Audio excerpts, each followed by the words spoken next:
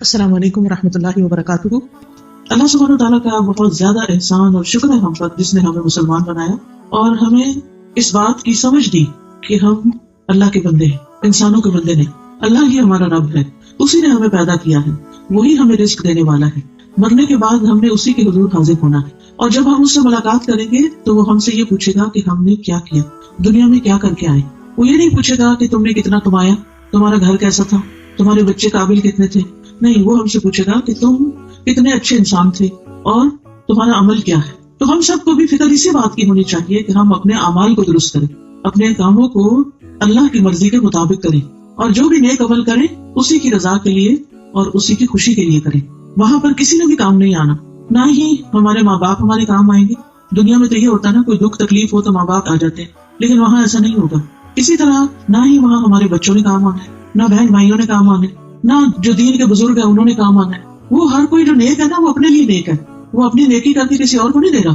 اب آپ قیامت کے دن یہ نہیں کریں گے کہ اللہ جو نمازیں میں نے پڑھی ہے نا، وہ آپ میرے بچے کو دے دیں کہ کوئی یہ نمازی نہیں تھا اور اس کو جہنم میں نہ ڈالے، مجھے ڈال دیں۔ کریں گے کوئی ایسا؟ کوئی بھی ایسا نہیں کرے گا۔ تو کون سا بزرگان دین میں سے ایسا ہوگا کہ جو کہے کہ میری نیکیاں ان لوگوں کو دے دیں اور ان کے گناہ میں لے لیتا ہوں؟ کوئی سودا کرے گا ایسا؟ کوئی بھی نہیں کرے گا۔ اس لیے ہم سب کو اپنے اعمال کی فکر کرنی چاہیے۔ آج میں چند اعمال کا ذکر کروں گی جو دیکھنے میں تو بہت چھوٹے ہیں، آسان ہیں، لیکن ان کا اجر بہت بڑا ہے۔ تو اس لیے ان اعمال کی آپ نے پابندی کر لی۔ سب سے پہلی چیز، پاک صاف ہونے کے لیے وضو کرنا۔ نماز کے لیے وضو، ویسے اگر ہو سکے تو دن میں جتنا بھی وضو رکھ سکے۔ جب کوئی بندہ وضو کرتا ہے تو نہ صرف یہ کہ اس کے ہاتھ پاؤں دھل جاتے ہیں، منہ دھل جاتا ہے، وہ صاف ہو جاتا ہے، بلکہ اس کے گناہ بھی دھلتے ہیں۔ عثمان بن عفان رضی اللہ عنہ سے مروی ہے کہ رسول اللہ صلی اللہ علیہ وسلم نے فرمایا، جس نے وضو کیا اور خوب اچھی طرح وضو کیا تو اس کے جسم سے اس کے گناہ نکل جاتے ہیں، حتیٰ کہ ناخنوں کے نیچے سے بھی نکل جاتے ہیں۔ تو آپ دیکھیے کتنا بڑا اجر اور ثواب ہے اور کتنا بڑا فائدہ ہے۔ اس لیے جب آپ اگلی دفعہ وضو کریں گے تو شوق سے کریں، اپنے اعضاء مل کے کریں، اور یہ سوچیں کہ یہ اوپر سے بھی صاف ہو رہا ہے اور یہ اندر سے بھی صاف ہو رہا ہے، باہر بھی صاف ہو رہا ہے اور اندر بھی صاف ہو رہا ہے۔ یہ تو ہے دنیا کا فائدہ۔ قیامت کے دن کیا ہوگا؟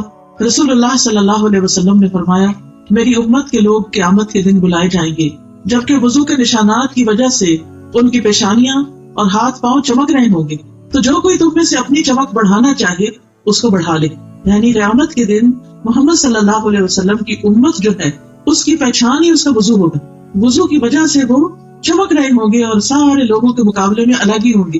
بالکل ایسے ہی نا جیسے آپ جب کسی کی شادی ہوتی ہے تو دلہن جو ہوتی ہے وہ اس کے کپڑوں پہ گوٹا لگا ہوتا ہے، چمکنے والے، اور اس کو میک اپ کیا ہوتا ہے، تو دور سے ہی دیکھ کے پہچان جاتا ہے اچھا یہ دلہن ہے۔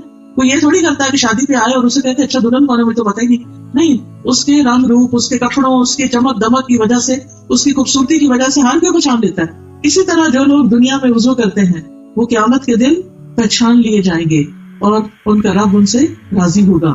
پھر اسی طرح وضو کرنے کے بعد دعا پڑھنی چاہیے، اور وہ جو دعا ہے نبی صلی اللہ علیہ وسلم نے خود سکھا دی ہے، بہت ہی آسان دعا ہے۔ عقبہ بن عامر سے روایت ہے، وہ کہتے ہیں کہ ہمارے ذمے اونٹ چرانے کا کام تھا، ہم دیہاتی لوگ تھے، اونٹ چراتے تھے۔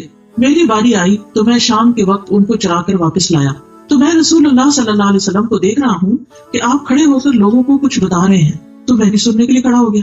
مجھے آپ کی یہ بات سننے کو ملی کہ جو بھی مسلمان وضو کرتا ہے اور اچھی طرح وضو کرتا ہے، پھر کھڑے ہو کر اپنے دل اور چہرے کی توجہ کے ساتھ 2 رکعت نماز پڑھتا ہے تو اس کے لیے جنت واجب ہو جاتی ہے۔ کوئی مشکل کام نہیں، کوئی مشکل نہیں۔ کہتے ہیں میں نے کہا کیا خوب بات ہے، یہ کتنی اچھی بات ہے جو آپ نے بتائی ہے۔ تو میرے سامنے ایک کہنے والا کہنے لگا، اس سے پہلے والی بات اس سے بھی زیادہ اچھی تھی۔ میں نے دیکھا کہ وہ کون ہے یہ جو کہہ رہے ہیں، تو وہ عمر رضی اللہ عنہ تھے۔ انہوں نے کہا میں نے دیکھا ہے تم ابھی آئے ہو، تمہیں نہیں پتا جو پچھلی بات گزر گئی ہے۔ آپ صلی اللہ علیہ وسلم نے اس سے پہلے فرمایا تھا، تم میں سے جو شخص بھی وضو کرے اور اپنے وضو کو پورا کرے یا خوب اچھی طرح وضو کرے، یعنی کوئی یہ نہیں کہ کچھ حصہ خشک رہ جائے اور کچھ ایسے بس جلدی جلدی نہیں، اچھی طرح مل کے دھونا چاہیے۔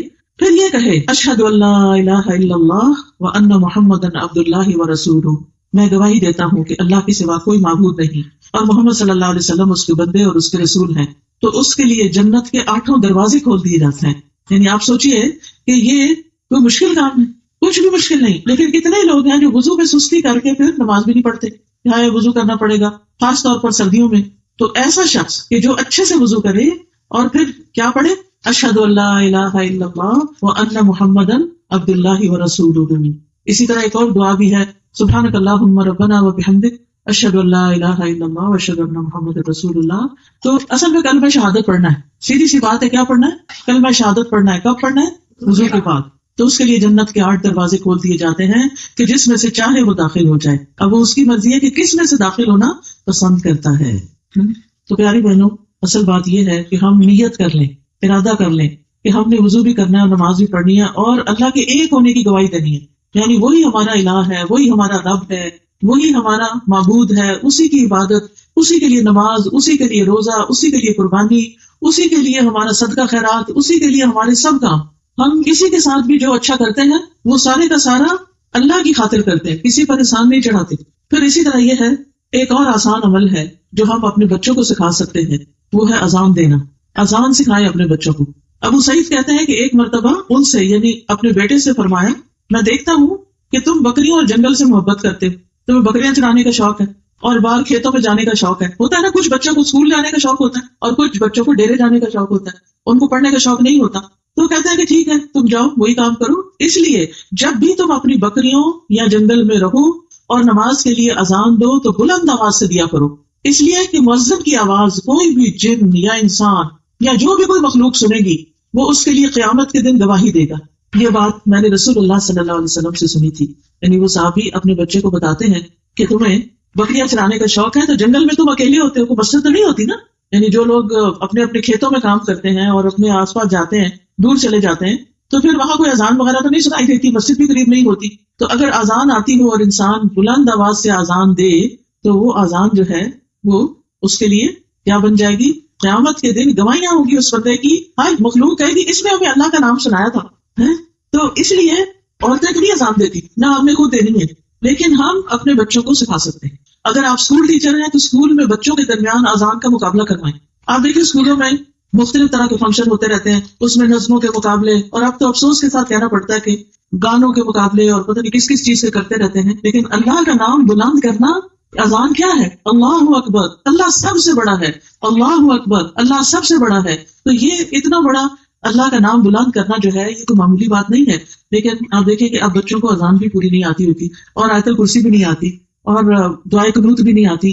تو ہم کس طرح کے مسلمان گھرانے ہیں کہ ہمارے بچوں کو دین کی بنیادی چیز بھی نہ آئے؟ اگر ان کو نہیں آئے گی تو یہ اپنے آگے بچوں کو کیسے سکھائیں گے؟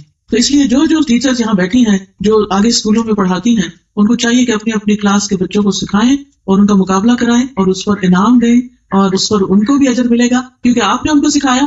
اور اس کے لیے آپ طریقہ یہ کر سکتے ہیں کہ جیسے نیٹ سے یا وہ آڈیو میں جو اچھی اچھی اذانیں ہیں, جیسے سعودی عرب کی اذان ہے یا مدینہ کی اذان ہے یا اور اچھی اذانیں, وہ بچوں کو سنا کے اس کی ٹیون بھی یاد کروائیں.